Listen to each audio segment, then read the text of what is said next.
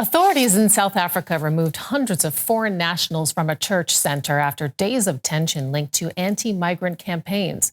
Police bussed people, including women and children, to a government refugee facility as activists demanded undocumented migrants leave. Fears of violence against foreigners are also rising.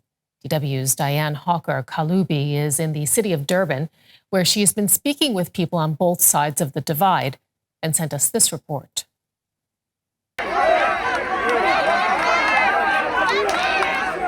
Xenophobic chants and rising tensions as anti-immigrant protesters confront foreigners in Durban.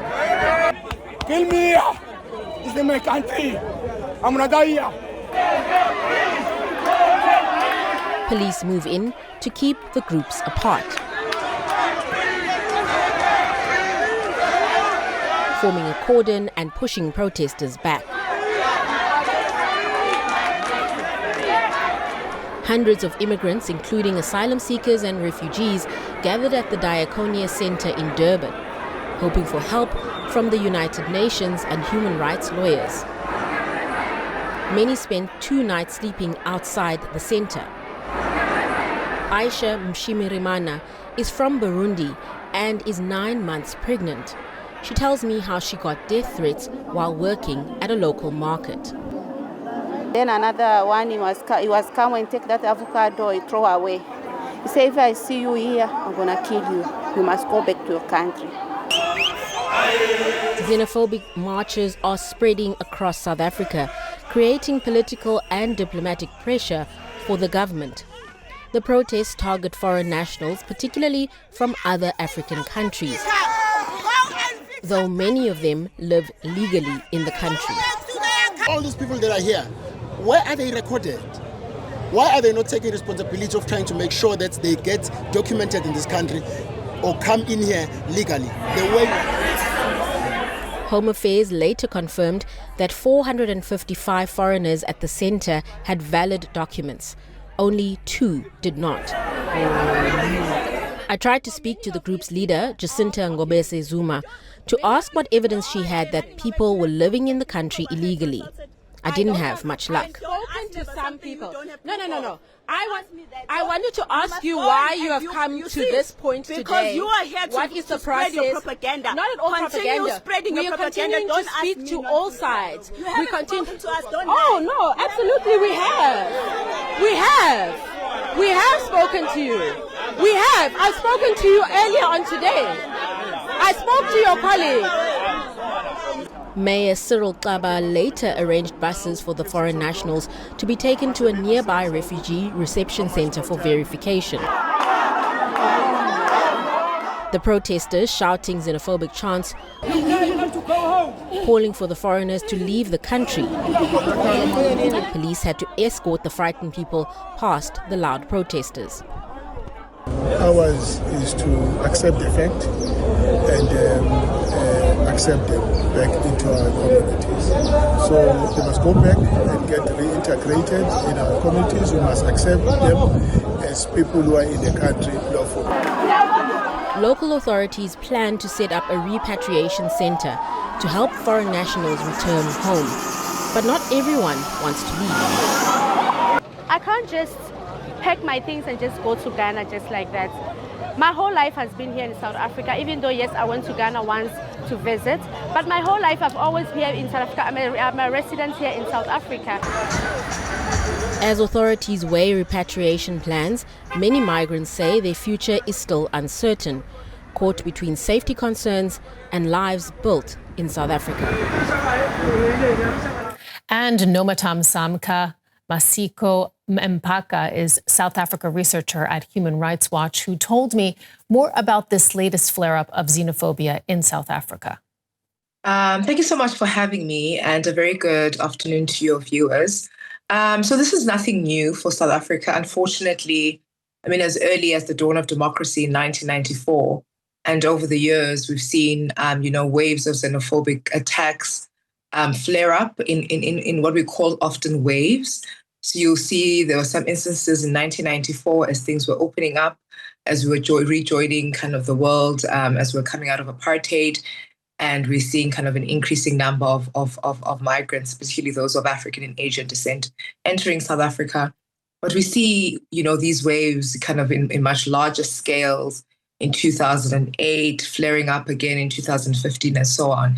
And often what we find is that around election season, these flare-ups or these waves often, show themselves up as we're seeing now. We saw them recently in our last national elections. Now again in 2026, we're leading up to our local elections in November. And so we often find that, the issue of migration becomes an election topic, an election tool that often politicians and others use to score political points. And what do you see? I mean, what do you think is especially fueling this hostility toward foreigners in particular, or those perceived as foreign? Yeah. So, I mean, there's a number of issues. And I think at the heart of it really is the issue, material conditions of South Africans. As an NGO that is located here in Johannesburg, we cannot be tone deaf to the socioeconomic challenges experienced by South Africans, the issues of poor service delivery, the issue of rising inequality, unemployment, access to basic services like education and healthcare.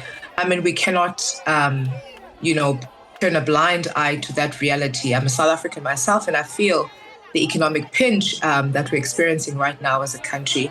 I think what our concern as an organization like Human Rights Watch that advocates for the rights of individuals across, various jurisdictions is really that we cannot scapegoat foreign nationals for South Africa's socio-economic and political woes, right? I think what happens is that often South Africans and the vigilante groups in particular, like March and others, is that they scapegoat individual foreign nationals for the issue of crime in the country that we're seeing, the issue of, lack of basic services. They scapegoat them for issues like child trafficking, issues of prostitution in the country. They're scapegoating them that, we are in this situation where we can't have access to quality education for our children, public education, because our schools are populated with migrant communities. And that couldn't be further from the truth, because we know that migrants in the country only constitute about 3 to 4% of our population. So really, I think at the heart of it and what we're concerned about really is that, our government is being absolved of their governance failures, the corruption that we're seeing that is being exposed year in and year out. So they're being absolved for their shortcomings. And instead, the frustrations that South Africans should be directing to our own government for their failures, we're directing to those most marginalized as well, who are just in a precarious situation as ordinary South Africans are. And that's really at the heart of the issue. How influential are these anti-migrant groups and parties like March and March or Action SA in the country?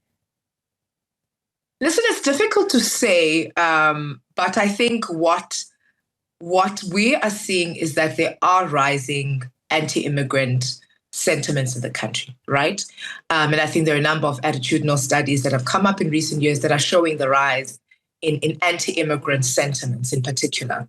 What then is concerning for us is then how that sentiment then translates into some kind of harassment, some kind of discrimination and or violence, right? And I think for us, what we're seeing with these vigilante groups is that the sentiments that I think quite a number of South Africans might share then translates into action that is unlawful, that is discriminatory.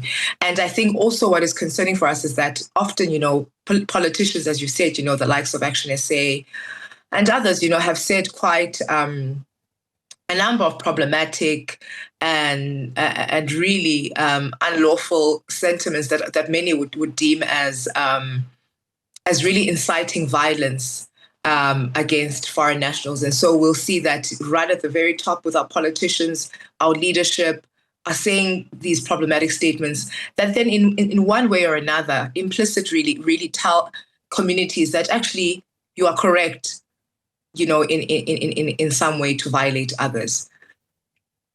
Nomathamsanqa, Masiko-Mpaka, thank you so much for your time joining us from Human Rights Watch. Well, Nigerians are amongst the people caught up in this violence, and Ambassador Ninikanwa Okey-Uche, MNI, is Consul General of the Federal Republic of Nigeria. She joins us from South Africa. Welcome to DW, Ambassador. Can we start with your reaction to those scenes and others that have played out across the last few weeks? Well, honestly, they're extremely unfortunate and most unexpected. At the end of the day, we expect that anything concerning illegal migration is something that even the Nigerian government is against. Well before the crisis broke out, we were already in the process and trying to reduce the number of illegal migrants that are Nigerian nationals. And that should be allowed to be done lawfully.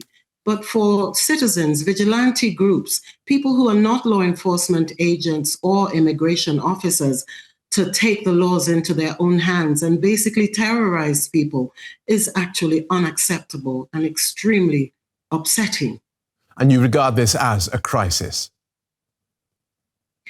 Absolutely, it is a crisis because there is no differentiation between illegals, undocumented, and legals. Basically, we're having very unreasonable groups saying every foreigner should leave, and people are being harassed on the street. And we're still waiting for the government to be able to really do something about it. We're having vigilante groups actually saying publicly, do not listen to the government, do not listen to the police, we are the police. And so it's really out of control. And a lot of people haven't been able to open their shops or work. Their livelihoods have been shattered.